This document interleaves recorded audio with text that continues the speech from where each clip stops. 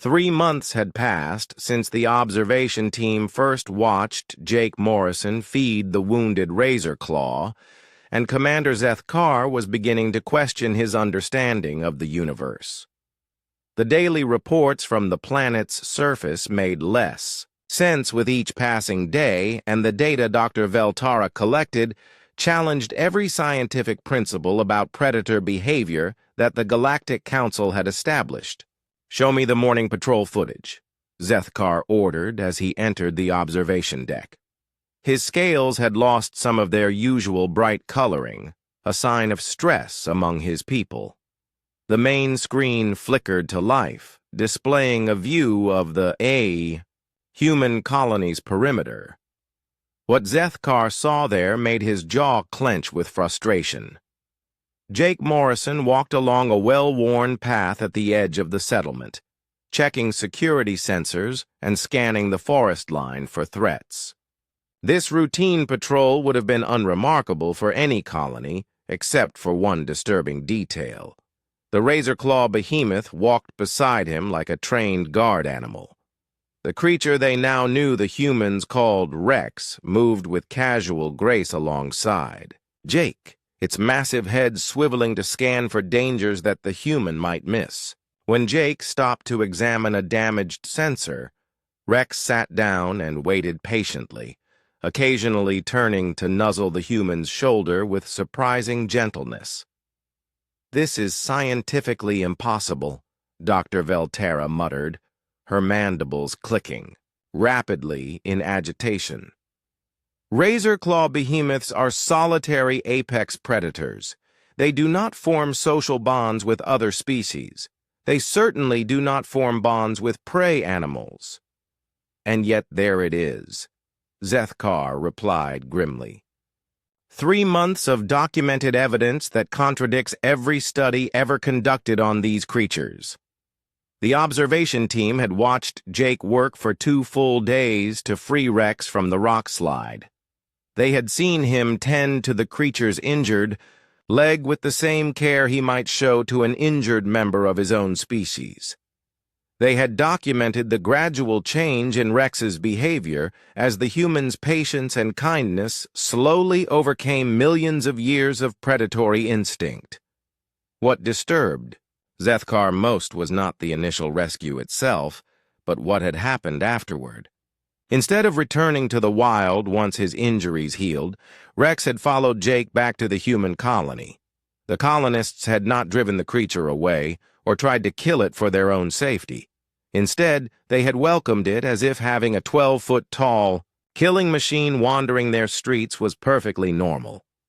"Bring up the psychological analysis data," Zeth Carr ordered. Dr. Veltara's 4 arms danced across her control panel, and new information appeared on secondary screens around the bridge. "The creature's brain chemistry has undergone dramatic changes," she reported.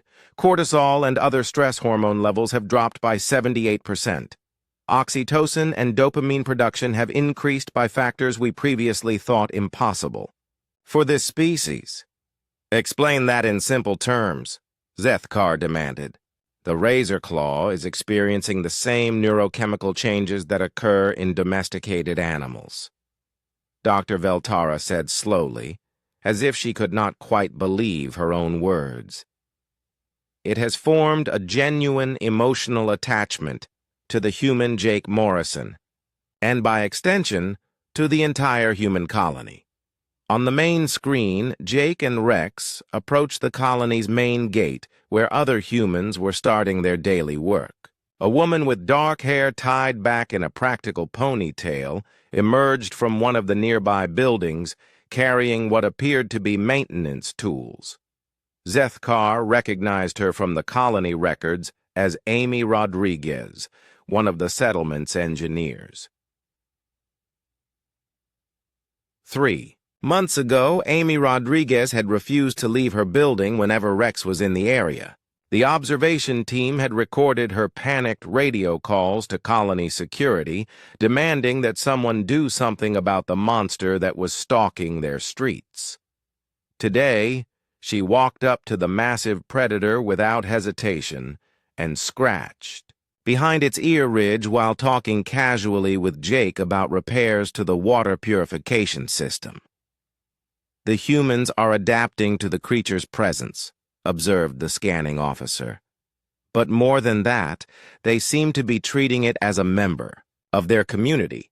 This was true, and it worried Zethkar more than he cared to admit. Over the past weeks, they had watched Rex integrate into colony life in ways that defied logic. The creature had learned to avoid the smaller buildings where its bulk might cause damage. It stayed away from the agricultural areas during planting and harvesting times. It even seemed to understand that human children required special protection, positioning itself between them and any potential threats from the forest. "Commander," Dr. Veltara said, her voice tight with concern, "I need to show you something else." The screen changed to display a different area of the colony where Ben Parker worked on installing new solar collection panels on a storage building. Ben was a thin, nervous man who had spent the first month after Rex's arrival carrying a pulse rifle wherever he went. The observation team had recorded several incidents where Ben had hidden behind equipment or ducked into buildings to avoid being near the razor claw. Now Ben worked while Rex lay in the shade nearby, the creature's massive form serving as a windbreak against the afternoon breeze. As they watched, Ben climbed down from his ladder and approached Rex with a water container and a large chunk of processed meat from the colony's food stores. "Here you go, big guy," Ben said, setting both items within easy reach of the creature's head. "Jake said you need extra water during the hot part of the day." Rex lifted its head and made a sound that the observation team's audio pickups translated as a low, rumbling purr. The creature's tongue, which could strip flesh from bone with ease, gently licked Ben's hand in what appeared to be gratitude.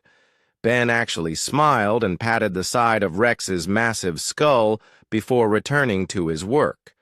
"This is the same human who requested evacuation from the planet when the Razorclaw first appeared," Dr. Veltara noted. "His fear responses have been completely replaced by protective and nurturing behaviors." Zethkar turned away from the screen, his mind racing.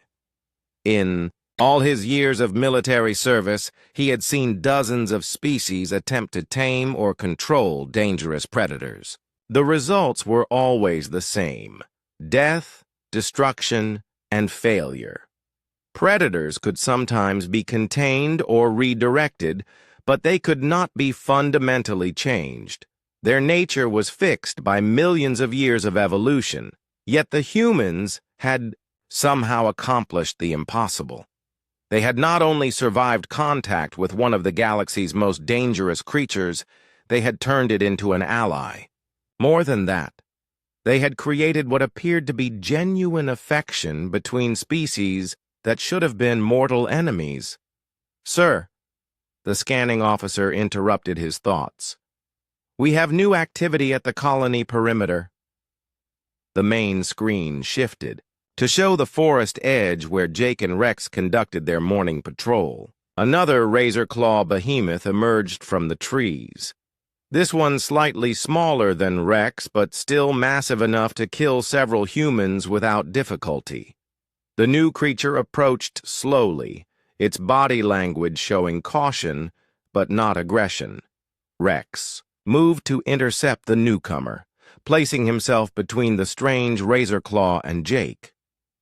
For a moment, Zethkar thought they were about to witness the territorial fight that should have occurred months ago. Instead, the two creatures engaged in what could only be described as a conversation, a series of low growls, head movements, and body postures that conveyed complex information. Jake stood perfectly still during this exchange, showing no fear, despite being surrounded by enough predatory power to destroy a small army. When the conversation ended, Rex returned to his position beside the human, while the newcomer settled down at the edge of the clearing and waited. "What just happened?" Zethkar demanded. Dr. Veltara's analysis equipment worked frantically to process the encounter. Based on the behavioral patterns and vocalizations, I believe Rex was explaining the situation to the other creature. He was vouching for the human safety and describing the benefits of the arrangement. Benefits?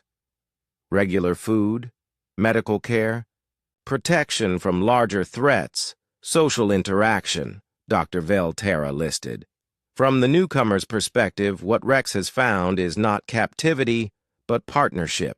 Over the following days, the observation team watched as the second Razor Claw, which the humans named Saber, gradually integrated into colony life much as Rex had done. Amy Rodriguez, who had overcome her fear of Rex, became Saber's primary caretaker. Within 2 weeks, she was riding on the creature's back as it patrolled the outer forest, the two of them working together to scout for potential threats or resources. "Commander," Dr. Veltara said one evening as they reviewed the day's footage, "I believe we need to consider the possibility that this is not an isolated incident." Zethkar looked at her with growing dread. "What do you mean?"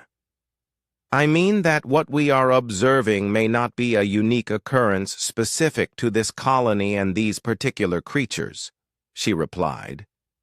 "It may be a fundamental characteristic of human behavior.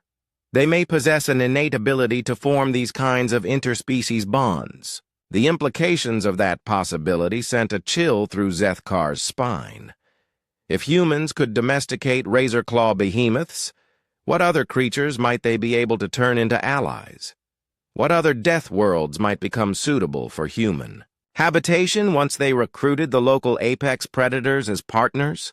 The ship hung in space like a metal shadow against the stars, its dark hull invisible to any scanning device the humans might have down on the planet below. Commander Zethkar stood on the bridge with his clawed hands pressed against the control panel, watching the data streams flow across his screen. His yellow eyes narrowed as he studied the readings from the world they called Kepler 442b. "Foolish creatures," he muttered in his deep, gravelly voice. The other crew members on the bridge nodded in agreement. They had been watching the human colony for 3 weeks now, waiting to see how long it would take for the native predators to wipe them out completely. Dr. Veltara clicked her mandibles, together in what passed for laughter among her insect-like people. Her forearms moved quickly over her own control station as she analyzed the biological data coming up from the planet's surface. "The humans call this world suitable for colonization," she said, her voice buzzing with amusement. "They clearly have no understanding of the ecosystem they have invaded. The planet below them was beautiful in a deadly way. Green forests covered most of the land masses, with crystal-clear rivers running between tall mountains. The air was breathable for most oxygen-based life forms, and the temperature stayed comfortable year-round. It looked like paradise from orbit. But the Galactic Council had marked it as a death world for one very important reason. Razor-claw behemoths lived there. These creatures were nightmares made flesh. They stood 12 feet tall at the shoulder and measured nearly 20 feet from nose to tail. 6 powerful legs ended in claws that could slice through starship armor like soft cheese. Their hide was thick as battle plating, and their jaws could crush a hover car without effort. Most terrifying of all, they hunted in packs and showed intelligence that bordered on tactical planning. The Saurian Empire had tried to establish a mining operation on this world 40 years ago. The Razor Claws had wiped out 3,000 trained soldiers in less than a week. The Thrakari had attempted a scientific outpost 20 years later. The researchers lasted 4 days. Every species in the galaxy knew about Kepler 442b, and every species with any sense stayed far away from it, except the humans. Captain Lisa Grant had led her colonists to this world 6 months ago with nothing but basic defensive equipment and farming tools. The Galactic Council's observation protocols required them to monitor any settlement attempts on deathworlds, partly to study the native life forms and partly to document exactly how the settlers would die. It was grim work, but it provided valuable data about planetary ecosystems. "Motion detected in Sector 7, announced the ship's scanning officer. "One human male approaching a geological disturbance area." Commander Zeth Carr turned his attention to the main viewing screen. The image resolved to show a human man walking across a rocky landscape. He appeared to be in his 30s, with brown hair and the kind of lean build that came from hard physical work. He wore simple clothing and carried a backpack, moving with the confident stride of someone who knew the terrain well. "Identify the human," Zeth Carr ordered. "Jake Morrison," Dr. Veltara replied, consulting her database. "Age 34, listed. Occupation is wildlife specialist. He has been studying the local fauna since the colony's arrival." "Wildlife specialist," Zeth Carr repeated with something like disbelief. "He specializes in studying creatures that will eat him." The viewing screen followed Jake as he made his way toward a pile of fallen rocks near the base of a steep cliff. The landslide looked recent, with fresh scars on the mountainside and dust still settling in the air. As Jake got closer, they could see something moving beneath the largest boulder. "Enhanced magnification," Zeth Carr commanded. The image zoomed in, and the bridge crew fell silent. Trapped under the rock was a razor-claw behemoth, one of the largest they had ever seen. The creature's left rear leg was pinned, and dark blood pooled around the injury. Its massive head thrashed back and forth as it tried to free itself, and its claws left deep gouges in the stone around it. "The human will flee now," Dr. Veltara said confidently. "Even their limited intelligence should recognize mortal danger when they see it." But Jake Morrison did not flee. Instead, he set down his backpack and began removing items from it. The bridge crew watched in amazement as he unpacked what appeared to be medical supplies, food containers, and several metal tools.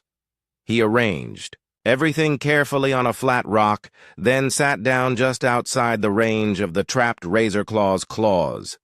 "What is he doing?" asked the scanning officer, her voice filled with confusion. Jake opened one of the food containers and the smell drifted toward the injured creature. The Razorclaw's struggles slowed, and its massive head turned toward the human. For a moment, that seemed to stretch forever. Predator and prey stared at each other across the small space that separated them. Then Jake held out a piece of meat toward the creature. "Impossible," Zeth Carr breathed. "He cannot be serious." The Razorclaw sniffed, the air, its nostrils flaring as it caught the scent of the offered food. It was clearly hungry as well as injured, but every instinct should have told it to see the human as either threat or prey, not as a potential source of assistance. Jake spoke to the creature in calm, quiet tones, the universal translators on. The observation ship picked up his words clearly. "Easy there, big fellow," he said, keeping the meat extended toward the Razorclaw. "I know you're hurt and scared, but I want to help you. You must be hungry too, being stuck under there." Dr. Veltara's forearms moved frantically over her controls as she tried to make sense of what she was seeing. "Commander, the creature's stress hormones are beginning to decrease. Its heart rate is slowing to normal levels." "That makes no sense," Zeth Carr replied. "It should be preparing to attack or trying harder to escape." On the screen below, Jake continued talking to the Razorclaw in the same gentle voice. "That's right. Just calm down. Let me see what I can do about that leg of yours." He tossed the meat closer to the creature's head, and after a moment of hesitation, the Razorclaw snapped it up with surprising delicacy. Jake smiled and reached for another piece of meat. "Good boy. See, I'm not here to hurt you. I just want to help. The hours that followed challenged everything the observation team thought they knew about interspecies behavior. Jake fed the razor claw piece by piece while examining the rockfall. That had trapped it. He used his tools to dig around the boulder, clearing away smaller rocks and debris. When the creature grew agitated, he would sit back and offer more food while speaking in those same calm, reassuring tones. As the sun began to set, Jake pulled a sleeping bag from his pack and set up a small camp just a few feet away from the still-trapped predator. The razor claw watched him with intelligent eyes, no longer struggling against its prison. The human plans to spend the night there, Dr. Veltara reported, her voice filled with disbelief. Next to a wounded apex predator. He will not survive until morning, Zethkar said firmly. The creature will kill him as soon as he falls asleep. But as the bridge crew continued their watch through the night, Jake Morrison slept peacefully beside the razor-claw behemoth. The great predator remained, awake and alert, but its attention was not focused on the vulnerable human sleeping nearby. Instead, it watched the darkness around them, its ears swiveling at every sound from the forest. Commander, the scanning officer said quietly, I believe the creature is standing guard over the human. Zethkar said nothing, but his claws dug deep scratches into the metal of his control panel as he watched something that should have been impossible unfold on the screen before him. 6 months after first watching Jake Morrison feed an injured razor claw, Commander Zethkar received a priority transmission that made his blood run cold. The message came from the Galactic Council's Intelligence Division, marked with the highest security classifications. As he read through the report, his clawed hands began to shake. Dr. Veltara, he called out, his voice hoarse with shock. You need to see this immediately. The insectoid scientist scurried over to his command station, her forearms moving in the nervous patterns that indicated high stress. What is it, Commander? Intelligence reports from 17 different star systems, Zethkar said, transferring the data to her personal screen. The humans are not unique to this world. They are doing this everywhere. Dr. Veltara's mandibles clicked rapidly as she absorbed the information. The reports painted a picture that challenged everything the galactic community thought they knew about human behavior and capabilities. On Arcturus Prime, human colonists had somehow befriended void stalkers, creatures that hunted in the vacuum of space and could tear apart starships with their crystalline teeth. On Titan's Edge, they had formed partnerships with plasma bears, whose bodies generated temperatures hot enough to melt steel. On Nexus 7, crystal worms that could destroy entire fleets now guarded human mining operations like loyal watchdogs. This cannot be accurate, Dr. Veltara whispered. These creatures are all apex predators on deathworlds. They should be impossible to approach, let alone domesticate. On the main viewing screen, the current day's footage from the human colony played out like a scene from a fever dream. Amy Rodriguez rode her razor claw named Saber across the landscape at incredible speed, the two of them moving together with perfect coordination as they patrolled the settlement's expanded territory.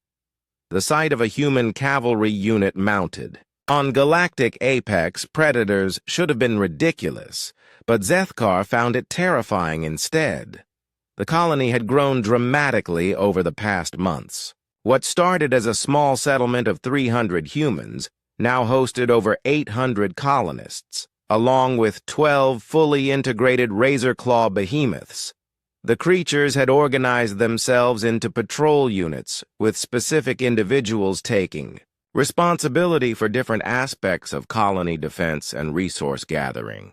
Display the communication intercepts, Zethkar ordered. The ship's intelligence systems had been monitoring human transmission since the beginning of their observation mission. Most of the conversations were routine colony business, but recent intercepts revealed the true scope of what the humans were attempting. Dr. Kate Wilson's voice filled the bridge as her latest research log played through the speakers. Day 187 of the Razor Claw Integration Project, she said in the calm, professional tone of a scientist recording data. Behavioral modification protocols have exceeded all projected outcomes. The subjects now demonstrate complete social bonding with human partners, showing protective instincts toward colonists and cooperative hunting behaviors when working together. Integration project, Dr. Velterra repeated slowly. They planned this. This was not mercy or accident. This was deliberate strategy. Zethkar felt his worldview crumbling around him like a structure with its foundation removed. Continue playback. Dr. Wilson's log continued with details that made the situation even more disturbing. The neurochemical analysis confirms that bonding responses in razor claw subjects mirror those observed in traditional Earth domestication programs. Oxytocin and dopamine levels remain elevated, while cortisol and adrenaline production has stabilized at baseline levels. The subjects show clear preference for human company over solitary behavior and actively seek approval from their assigned handlers. Traditional Earth domestication programs, Zethkar said, accessing the human database files they had been collecting. What he found there opened a new dimension of horror. Earth, the human homeworld, had apparently been filled with dangerous predators when their species first evolved.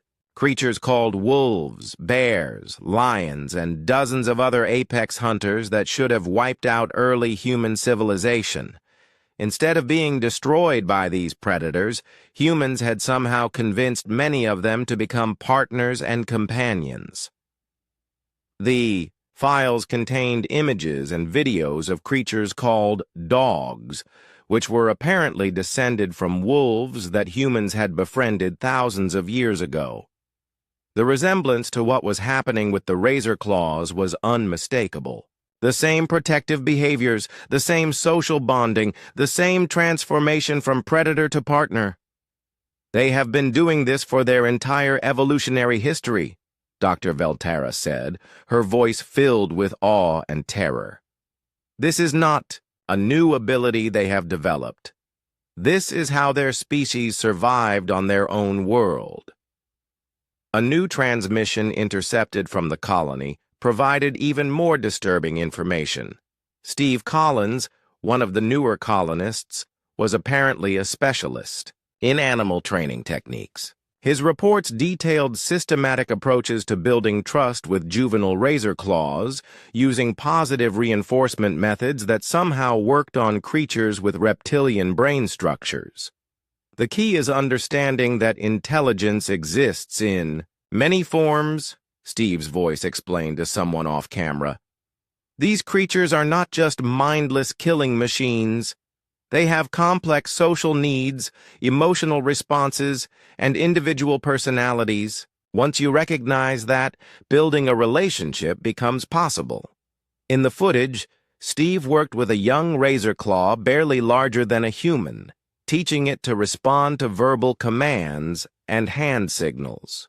The creature showed the same eager-to-please attitude that the observation team had seen in Rex and the other adult razor claws. "Commander," the scanning officer interrupted, "we have an incoming transmission, priority level 1.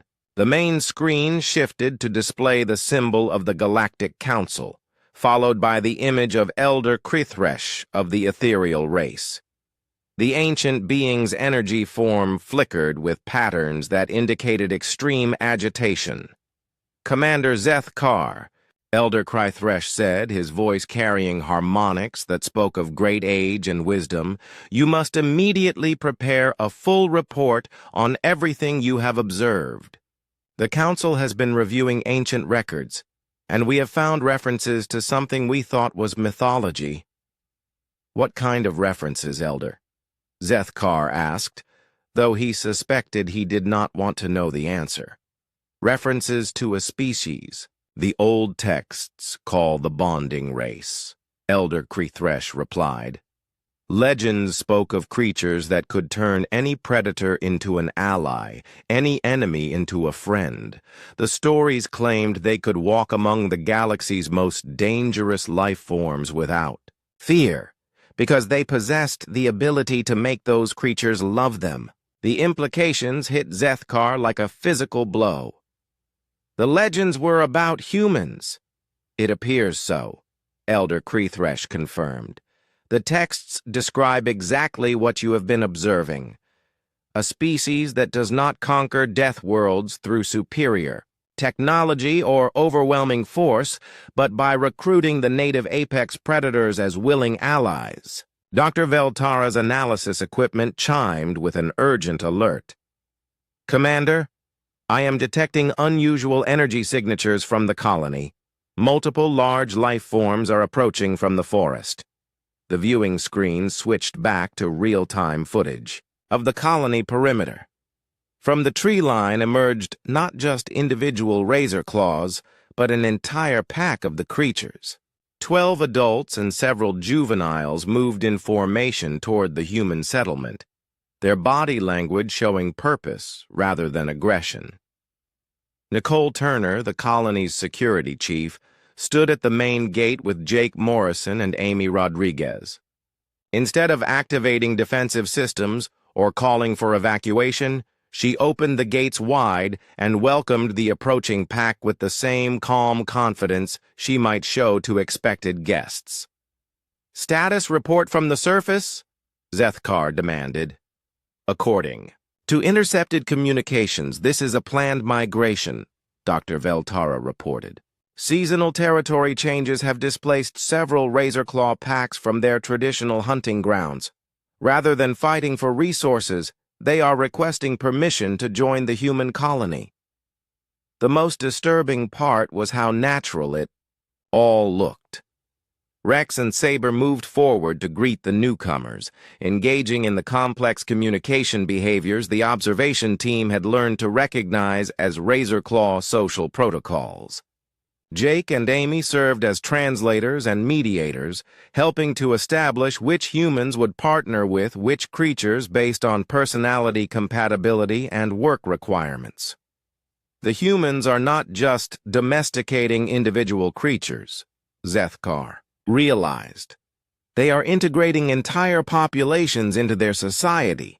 By the end of the day, the human colony hosted over 30 Razorclaw behemoths, all living peacefully alongside the colonists and contributing to the community's defense and resource gathering. What had once been humanity's most dangerous enemy had become their most valuable allies.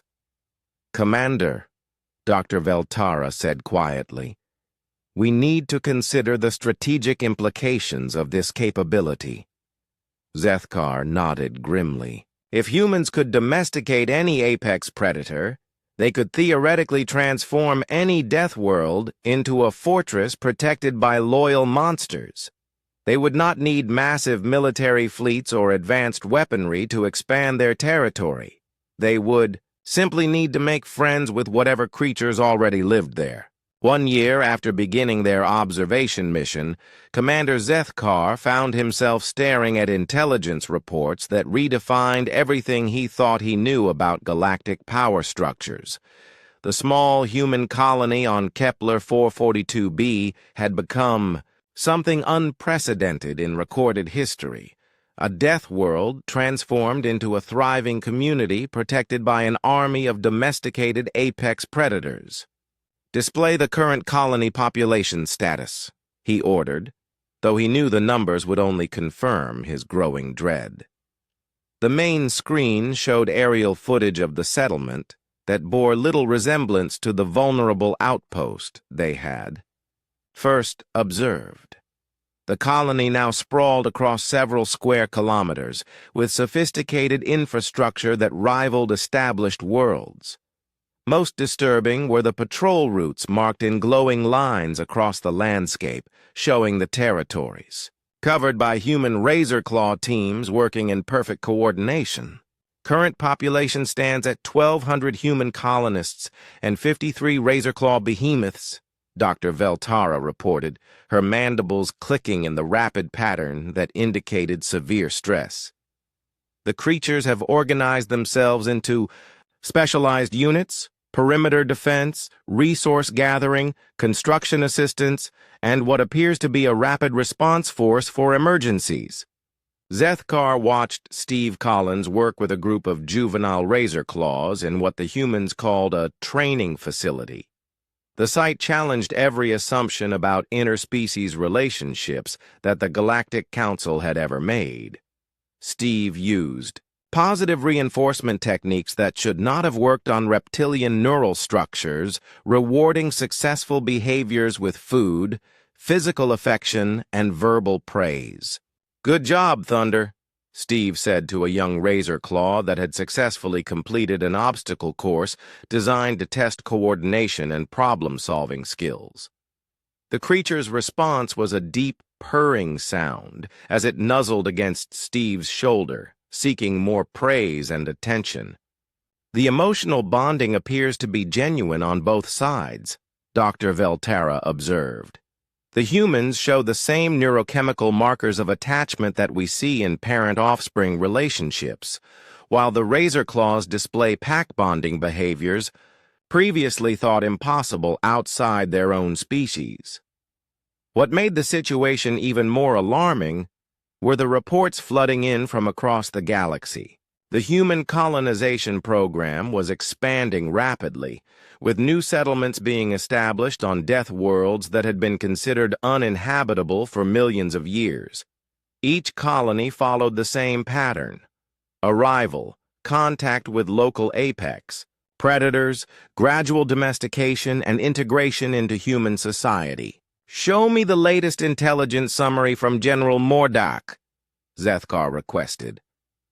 The screen displayed a classified military analysis from the Thrakari Empire's Strategic Command. General Mordak's assessment painted a picture that sent chills through every military leader in the galaxy. According to his calculations, humanity was not just expanding their territory, they were creating an entirely new form of warfare based on biological alliances rather than technological superiority. The humans have effectively weaponized friendship, General Mordak's report stated. Their ability to form emotional bonds with any species, regardless of evolutionary compatibility, represents a strategic advantage that cannot be countered through conventional military means. The general's analysis included detailed assessments of human colonies throughout known space. On Vortex Prime, humans had befriended storm riders, massive flying creatures that could generate electromagnetic pulses capable of disabling starships. On Crimson Falls, they had formed partnerships with lava serpents, whose bodies could withstand temperatures that would melt most military equipment. On Void's Edge, shadow stalkers that existed partially outside normal space-time now served as scouts and infiltrators for human exploration teams. Each death world they colonize becomes a fortress protected by creatures that most civilizations cannot even approach safely, Dr. Veltara summarized. They are not conquering these worlds. They are being invited to stay by the native life forms. The implications extended far beyond military considerations. The Galactic Council's entire understanding of planetary classification and colonization rights was based on the assumption that certain worlds were too dangerous for settlement. If humans could make any world habitable by befriending its apex, predators, then the fundamental principles of galactic law would need to be rewritten. "Commander," the scanning officer interrupted, We have incoming vessels approaching the colony. Configuration suggests Thrakari military.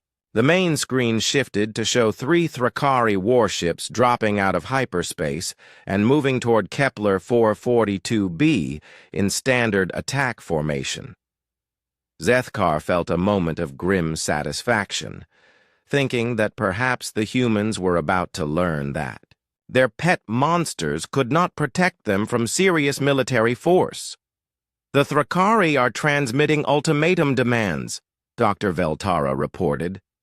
They are ordering the humans to evacuate the planet within 24 hours or face military action. Nicole Turner's response came through the intercepted communications channels with the calm confidence that had become typical of human colonial administrators. "This is Colony Administrator Turner," she said. "Kepler 442b is a legally established human settlement under Galactic Council colonization protocols. Any military action against our colony will be considered an act of war. The Thrakari are not intimidated by legal protocols," Zethkar muttered. "They respect only superior force. What happened next would be talked about in military academies for generations to come. Rather than preparing conventional defenses or calling for backup from human military forces, Nicole Turner simply sent a message to the colony's inhabitants. All Razorclaw teams to defensive positions. This is not a drill." The response was immediate and terrifying. 53 Razorclaw behemoths emerged from buildings, forest areas, and underground tunnels where they had been resting.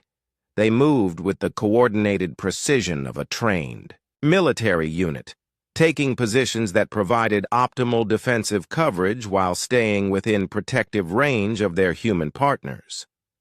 Danny Webb, a former military specialist who had become the colony's cavalry commander, rode his Razorclaw partner Thunder to a hilltop overlooking the landing zone where the Thrakari forces were preparing to deploy.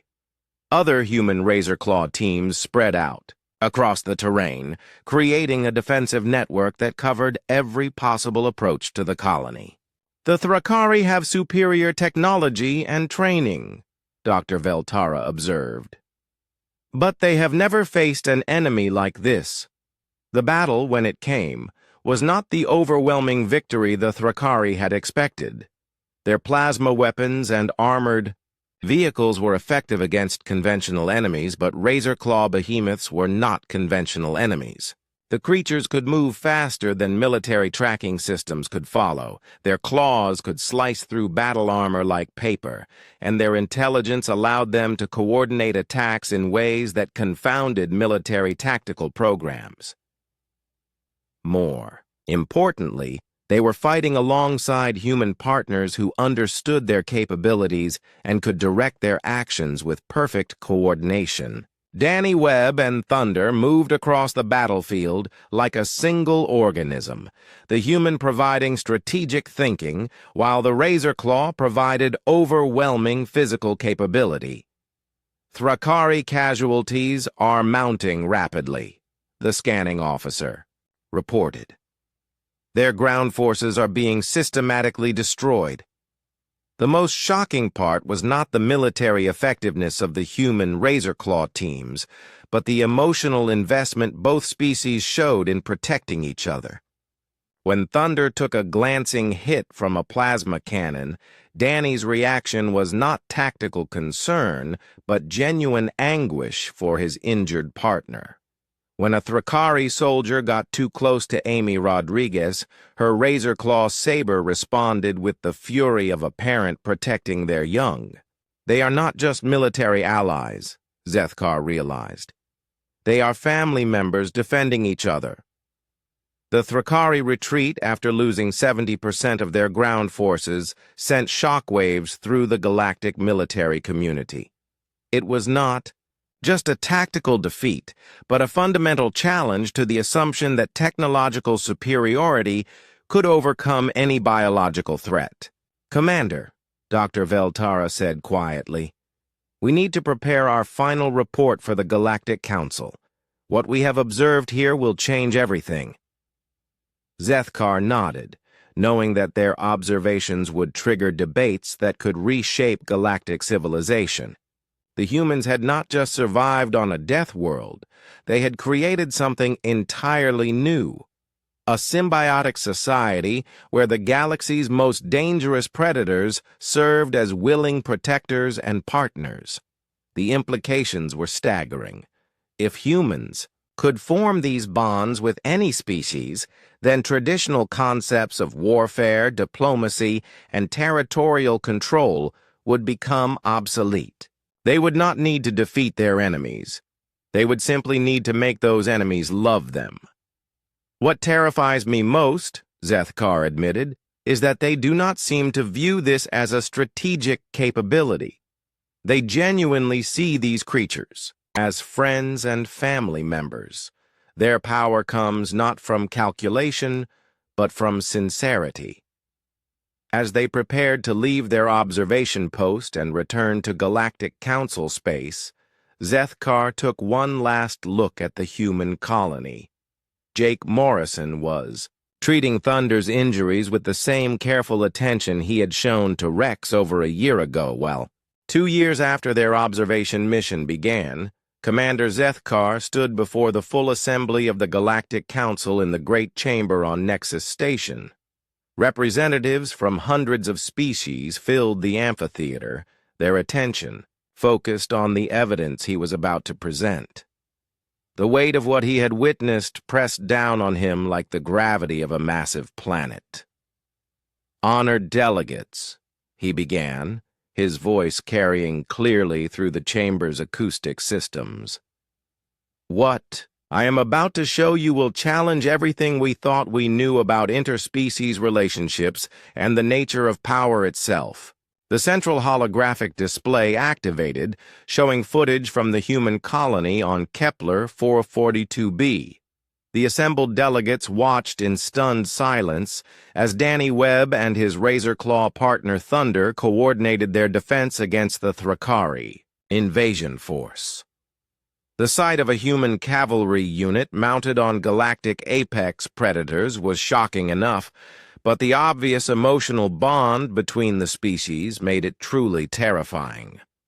Prime Minister Zorthak of the Galactic Council leaned forward. In his chair, his ancient eyes fixed on the display. "Commander, are you telling us that humans have somehow domesticated razor-claw behemoths?" "Not just domesticated, honored Prime Minister," Zethkar replied. "They have created genuine interspecies families.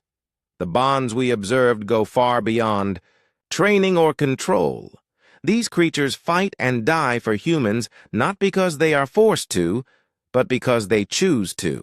Dr. Veltara activated her portion of the presentation, displaying the neurochemical analysis data that had taken 2 years to compile.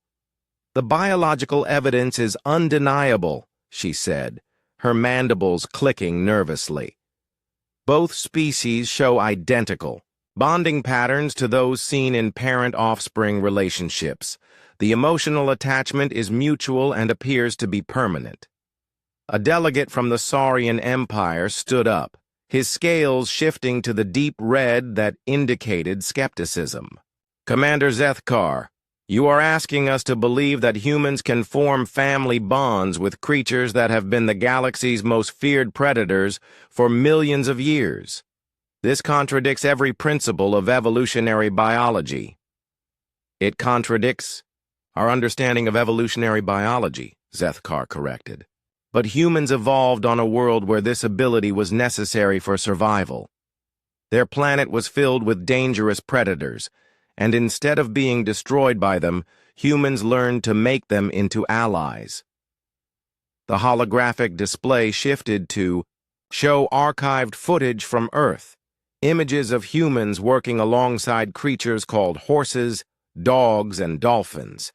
The parallels to what they had observed on Kepler 442b were unmistakable, but seeing the historical context made it even more disturbing.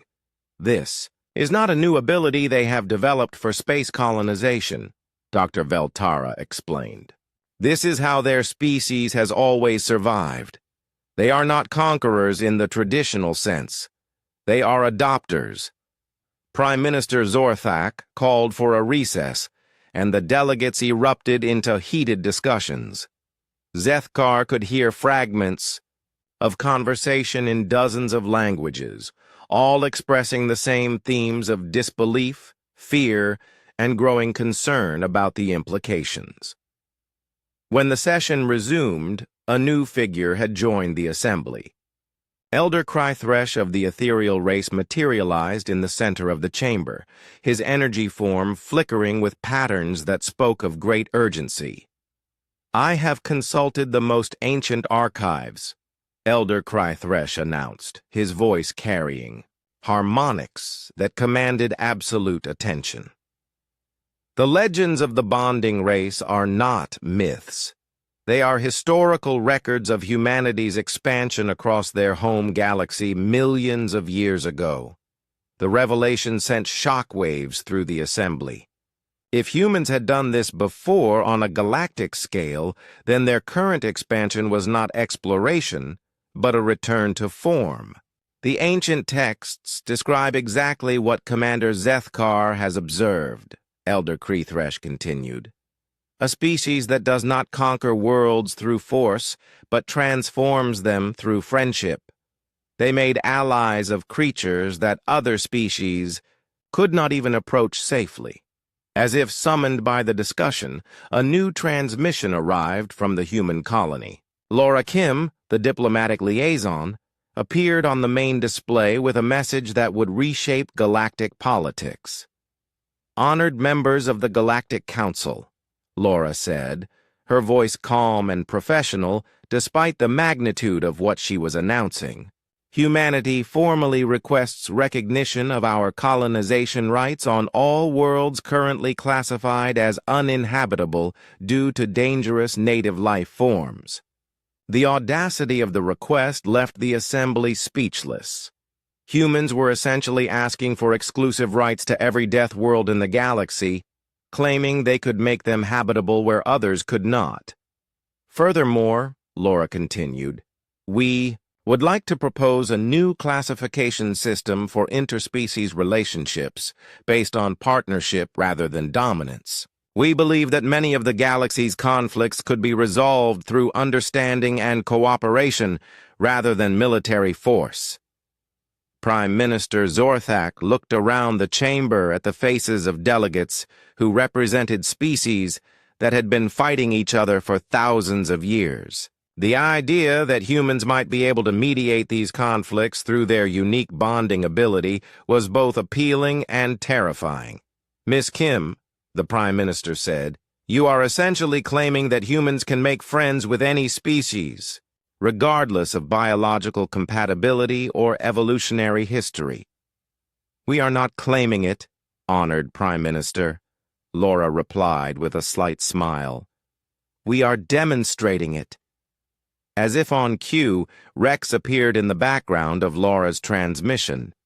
The massive razor-claw behemoth wore what appeared to be a ceremonial collar decorated with symbols representing both human and razor-claw cultures. The sight of the galaxy's most feared predator serving as a diplomatic escort sent a clear message about humanity's capabilities. The debate that followed lasted for hours, with delegates arguing about the implications of recognizing human colonization rights on death worlds. Some species saw it as an opportunity to gain access to resources on previously uninhabitable planets. Others viewed it as a threat to the existing balance of power. General Mordak of the Thrakari Empire spoke for many when he said, "If humans can domesticate any apex predator, then they can theoretically turn any world into a fortress protected by loyal monsters. This gives them a strategic advantage that cannot be countered through conventional means. But they are not using this advantage for conquest," pointed out a delegate from the Peaceful Christian Collective. "They are offering partnership and cooperation. Perhaps this is an opportunity for the galaxy to move beyond its history of conflict. The final vote was closer than anyone had expected, but ultimately the Galactic Council agreed to recognize human colonization rights on deathworlds, with the condition that they would serve as mediators in interspecies conflicts and share their bonding techniques with other civilizations. As the session ended and delegates began to file out of the chamber, Zethkar remained behind to speak with Prime Minister Zorthak privately. "Honored Prime Minister," he said, "there is something else you should know about the humans." "What is that, Commander?" "They have already begun expansion to worlds we thought were completely uninhabitable," Zethkar replied. "Yesterday I received, reports of human settlements on planets with creatures that exist partially outside normal space-time, beings that feed on pure energy, and predators that hunt in dimensions we cannot even perceive." Prime Minister Zorthak was quiet for a long moment. "What are you telling me, Commander?" "I am telling you that we may have underestimated the scope of human capabilities," Zethkar said. "If they can bond with creatures from other dimensions, then there may be no limit to what they can domesticate." The final transmission of the day came from Jake Morrison himself, now recognized as humanity's chief xenobiological specialist. His message was simple, but carried implications that would keep military strategists awake for years to come.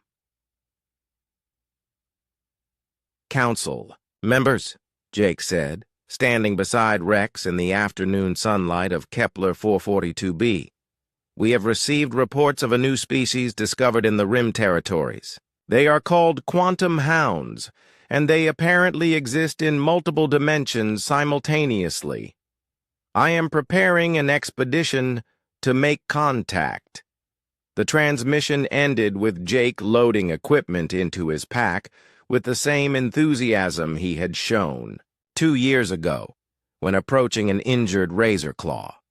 To him, the prospect of befriending interdimensional predators was not a terrifying challenge, but an exciting opportunity to make new friends.